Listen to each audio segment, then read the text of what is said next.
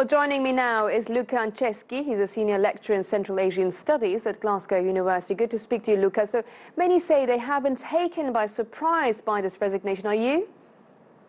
Oh, absolutely. I'm in shock, but it's a good shock because it's a time of change.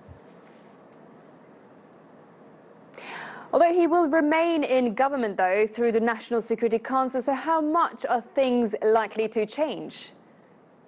Well, this is kind of the major question mark about what's going to happen.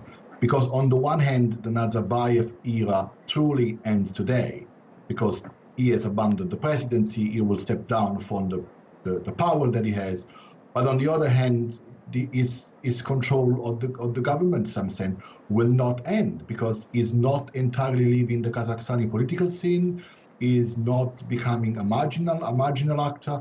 So it is a kind of half and half situation which you're going to see from now on.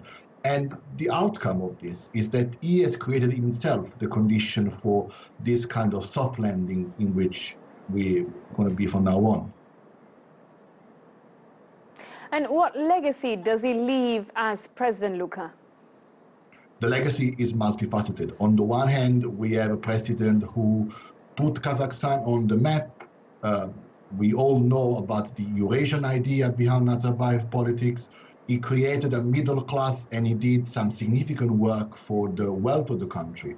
On the other hand, though, there are some less positive aspects, and those are essentially linked with this president's failure to reform the economy, decreasing in that sense the dependency on oil, and on the other hand, the decline of the the decline of the politics of Kazakhstan, which has become more and more authoritarian in the last year or so, a decade or so. So in some sense, this is a day in which we assess the positives and the negatives of Nazarbayev legacy.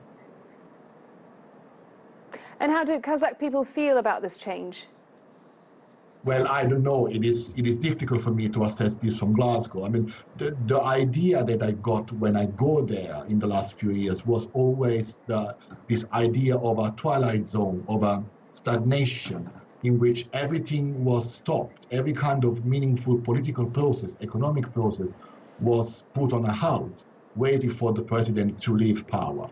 I mean, we mostly expected Nazarbayev not to leave power in this way, doing in the way in which the other leaders have done in Central Asia, but this is certainly a time in which we will see, if not significant change, at least we will see a renewal, a rejuvenation in the emphasis on political and economic action of the government. So we don't know what we are entering in terms of phase, but for sure, we are abandoning the time of stasis stagnation, which has characterized the last few years of the Nazarbayev era.